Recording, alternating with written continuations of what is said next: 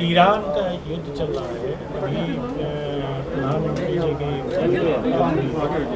और उसकी आज जो है इंडिया में भी उसका असर पड़ा है। सिया समुदाय के लोग सड़कों पर उतर आए और ये अपने आसपास के ज़िलों में, अपने ज़िले में भी इसका असर देखने को मिल रहा है। तो अपनी सरकार क्या इस पर रोक अपनाएगी? नहीं, देखिए, भारत की नीति स्पष्ट है और भारत ने दोनों देशों से संयम की अपेक्षा की है और भारत इस बात की अपेक्षा करता है कि किसी चीज़ का समाधान केवल वार्ता से है और उसी से एक शांति का रास्ता निकलता है।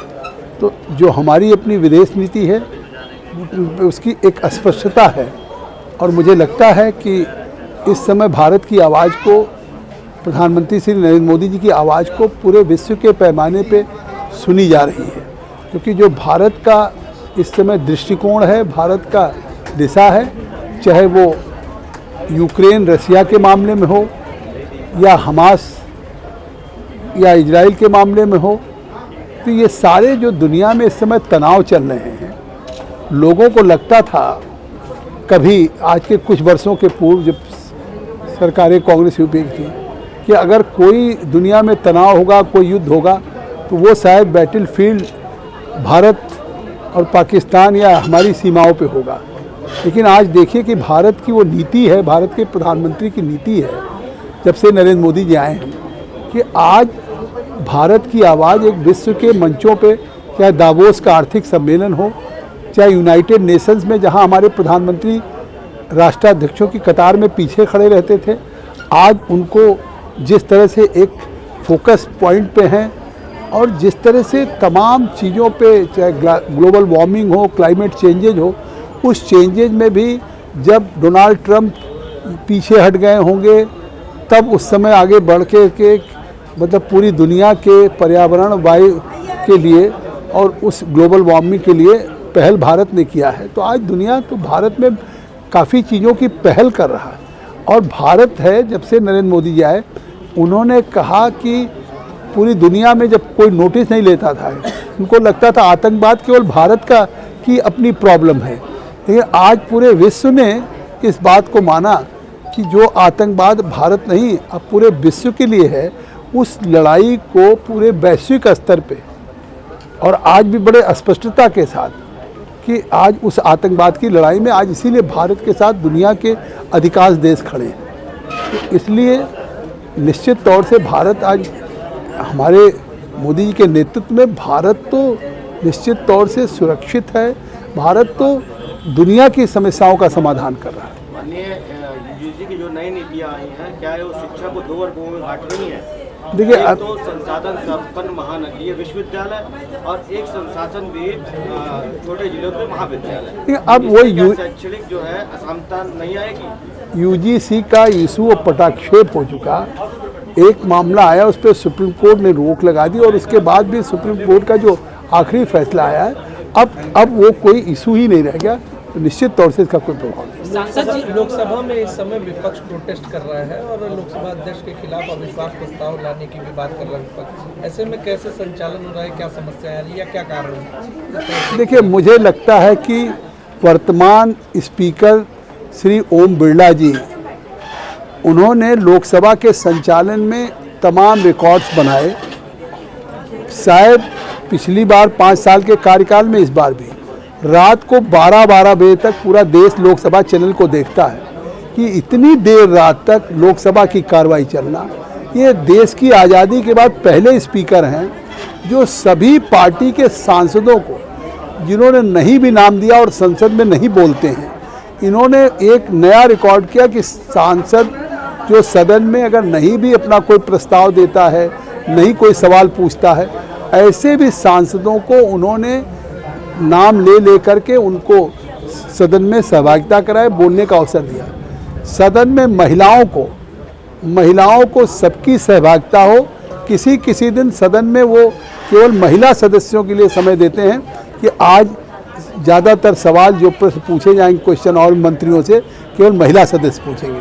मुझे लगता है कि जो एक लोकतंत्र में, संसदीय प्रणाली में जो एक लोकतांत्रिक मूल्यों का मजबूत ढंग से करने वाला एक कस्टोडियन स्पीकर होता है, वो काम ये कर रहे हैं। अब मुझे लगता है ये शायद लाते भी नहीं अविश्वास प्रस्ताव, ये केवल राहुल गांधी की पहल है। अब राहुल गांधी कहते हैं कि मुझे सदन में बोलने नहीं दिया जाता। मैं कह रहा हूँ कि सदन में वो कब बोलना चाहते कि उन्हें बोलने नहीं दिया जाता। सदन की कार्रवाई नियमों से चलती, प्रस्तावों से चलती। वो किसी विषय पे बोलना चाहें तो बोल सकते हैं। और आप सोचिए कि आखिर बजट के दिन वो अगर बोलना चाहे तो मैंने उनको 40 मिनट अवसर दिया और वो बोले। अब अगर वो राष्ट्रपति के अभिभाषण पे बोलना चाहते थे तो राष्ट्रपति के अभिभाषण या बजट पे बोलेंगे। जो किताब प्रकाशित नहीं है, जिसका कोई विषय से प्रसंग नहीं, उसी पे उनकी सुई रुक जाती है। आप देखते हैं कि सदन में किसी एक इशू पे जिसका कोई पार्लियामेंट्री रिलेवेंस भी नहीं है, उस पर रुक जाती है और लगातार फिर सदन को उन्होंने खुद नहीं चलने दिया। जब महामहिम राष्ट्रपति के भाषण पे आपको सरकार की सारी नीतियों का आलोचना करने का अवसर है, कार्यक्रमों पे है, आप जितना स्पष्टता से चाहें जो सुझाव दे सकते हैं, जितनी आलोचना कर सकते हैं, लेकिन वो एक सनसनी पैदा करना चाहते हैं। जिस तरह से फिर आप सोचिए जो विषय बजट में नहीं था उस विषय को बार बार उठाना चाहते थे बजट में भी, तो आखिर सदन में हम कैसे उनको इजाज़त दें। लेकिन अगर आप और विषय बोलना चाहते तो बोलिए, लेकिन रोज़ ये कहना कि सरकार डर गई, मैं कहता हूँ आज दुनिया में प्रधानमंत्री नरेंद्र मोदी के बाद क्या दुनिया में भारत की 11वीं अर्थव्यवस्था से भारत चौथी अर्थव्यवस्था में नहीं पहुँचा? क्या आज दुनिया में भारत की जो परिस्थितियां हैं, एट ए टाइम कभी ऐसा हुआ कि अमेरिका भी क्लेम करे राष्ट्रपति डोनाल्ड ट्रंप कि Narendra Modi is a great statesman and he is my best friend, और उनके जिससे सबसे ज़्यादा दुश्मनी हो रूस, उसके भी पुतिन भी एक दोस्ताना हक पे सारे समझौते कर रहे हैं। आज पहली बार है कि नरेंद्र मोदी जी भारत के हितों पे कोई समझौता नहीं कर सकते। अगर अमेरिका से संबंध है तो हमें सस्ता तेल अगर रूस से मिल रहा है, कच्चा हमको क्रूड ऑयल मिल रहा है, तो उस पर कोई समझौता नहीं किया। आज इजराइल से 16 समझौते हुए, टेक्नोलॉजी पे हम कोई समझौता नहीं करते।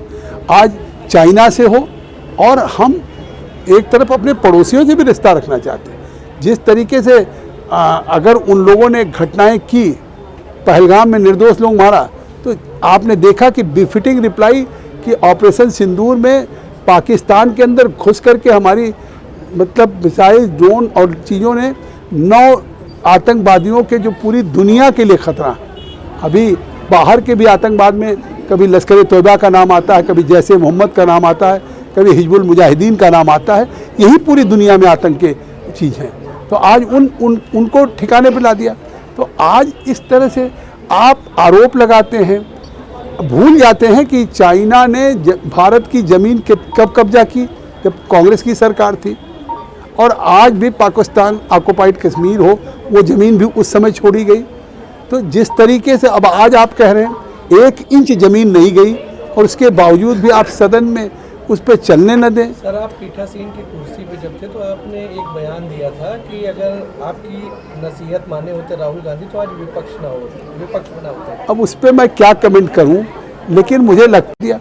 तो आज इस तरह से आप आरोप लगाते हैं, भूल जाते हैं कि चाइना ने भारत की ज़मीन कब कब्जा की, जब कांग्रेस की सरकार थी। और आज भी पाकिस्तान ऑक्युपाइड कश्मीर हो, वो ज़मीन भी उस समय छोड़ी गई। तो जिस तरीके से अब आज आप कह रहे हैं 1 इंच ज़मीन नहीं गई, और उसके बावजूद भी आप सदन में उस पर चलने न दें। सर, आप पीठासीन की कुर्सी पे जब थे तो आपने एक बयान दिया था कि अगर आपकी नसीहत माने होते राहुल गांधी तो आज विपक्ष बना होता। अब उस पर मैं क्या कमेंट करूं, लेकिन मुझे लगता है कि जो देश की जनता उनको बार बार परिणाम दे रही है, तो कहीं ना कहीं परिपक्वता तो नहीं है। अगर समझदारी होती तो आदमी अपने पराजय से, जनता के नकारने से या असफलताओं से ही अपना समीक्षा मीमांसा करके सफलता की तरफ बढ़ता है। लेकिन अब वो अगर सदन में हमको बार बार कह रहे हैं कि मैं एक्स कांग्रेसमैन हूँ, तो आज़ादी के बाद तो कहा था ना कि कांग्रेस पार्टी को अब उसका काम ख़त्म हो गया, देश को आज़ादी मिल गई, तो इसको कांग्रेस को तो अब समाप्त कर देना चाहिए। तो अब अगर वो कांग्रेस रही भी नहीं जिसमें जगदम्बिका पाल थे, अब वो राहुल की कांग्रेस है, तो सही है कि आज हमारे जैसे लोग हैं, अगर इनकी बात वो मानते तो आज वो लगातार जहाँ बैठे हैं तो स्वाभाविक वहाँ नहीं बैठते। क्या सलाह थी सर? एक मिनट नसीहत क्या सलाह थी आपकी जो? अरे चलिए। शराब घोटाले में बरी होते हैं तो उनका कहना होता है कि ये कुटचित साजिश नरेंद्र मोदी अमित शाह की है, उसके बारे में आप क्या कहना चाहते हैं? देखिए, अब राहुल गांधी हों, अरविंद केजरीवाल हों या यहाँ अखिलेश यादव हों, इनका टारगेट है कि सीधा राहुल गांधी सोचते हैं हम नरेंद्र मोदी पे हमला करेंगे, उन पे आरोप लगाएंगे तो हमारी एक खबर बनेगी, देश में लोगों को हम गुमराह कर ले जाएंगे। लेकिन बार बार जब चुनाव होता है तो देश की जनता ही तो परिणाम देती है। अब देश की जनता चाहे जिन राज्यों में हो, चाहे आज देश में तीसरी बार प्रधानमंत्री मोदी जी को किया है, तो अब अगर आज एक कोर्ट में हुआ, उन्होंने पॉलिसी बदली, अगर वो पॉलिसी ठीक थी तो जिस समय उनके ऊपर केस हुआ उसी समय उनकी सरकार ने शराब की पॉलिसी बदल दी। तो क्यों पॉलिसी बदली? वो डिफेंड करते कि नहीं ये पॉलिसी हमारी ठीक है, हमने कैबिनेट से डिसीजन लिया है, आज कोर्ट में कंटेस्ट करते। और अब स्वाभाविक है कि हर चीज़ पे ये जो संस्थाएं हैं आखिर कहीं भी जो भ्रष्टाचार के आरोप में लिप्त हैं या घटनाएं हैं, आखिर उसी का परिणाम है कि किस तरह से चुनाव में जनादेश तो जनता ने दिया ना। आज वो कुछ कह लें, लेकिन अगर आज वहाँ पे जिस तरह से उनका पराजय हुआ, आप पार्टी को का सुपड़ा साफ हुआ, आज रेखा गुप्ता जी के नेतृत्व में वहाँ भारतीय जनता पार्टी की सरकार बनी है, तो पार्लियामेंट्री डेमोक्रेसी से बड़ा कोई है नहीं जिसमें सीधे सीधे देश के सरकार का भाग्य का फैसला जनता करती है।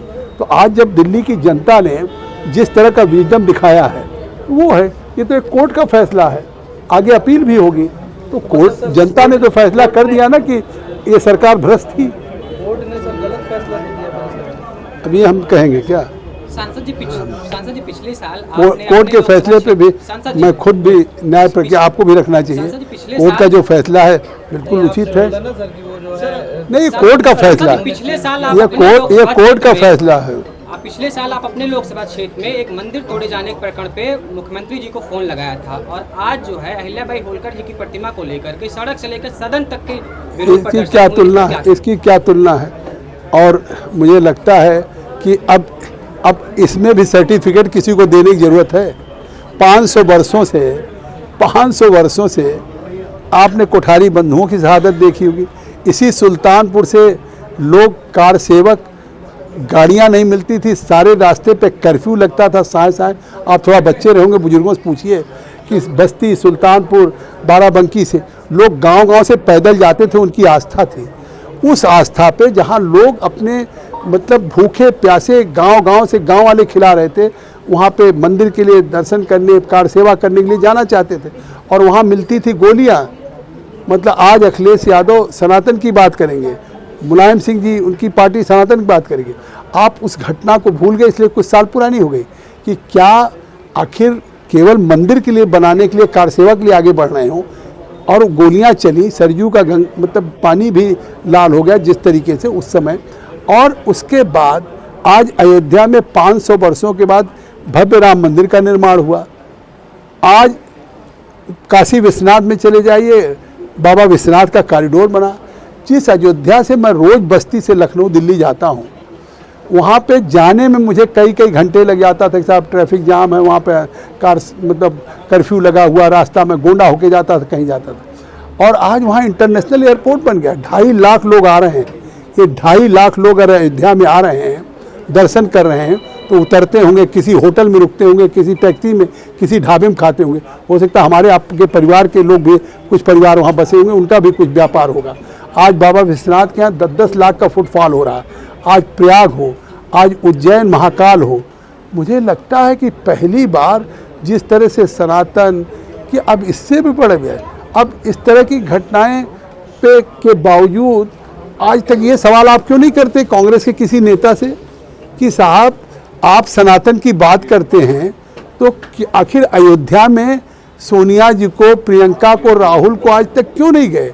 हो सकता है आपके बारे में, लेकिन मुझे लगता है जितने लोग होंगे, चाहे वो अपने को कुछ भी हो, कहें न कहें, कोई आप राजनीति में नहीं है, लेकिन अगर आपकी आस्था होगी तो अयोध्या में आप दर्शन करके आ गए होंगे। तो अगर हम हिंदू हैं, सनातन हैं, और हम दर्शन नहीं करने गए, तो इससे साफ है कि फिर आप सनातन किस मुंह से सनातन की बात कर रहे हैं। और दूसरी बात फिर आप किस धर्म की बात कर रहे हैं और किस हिंदुत्व की बात कर रहे हैं और किस नैतिकता के आधार पर आपको सवाल उठाने का है। सर 2000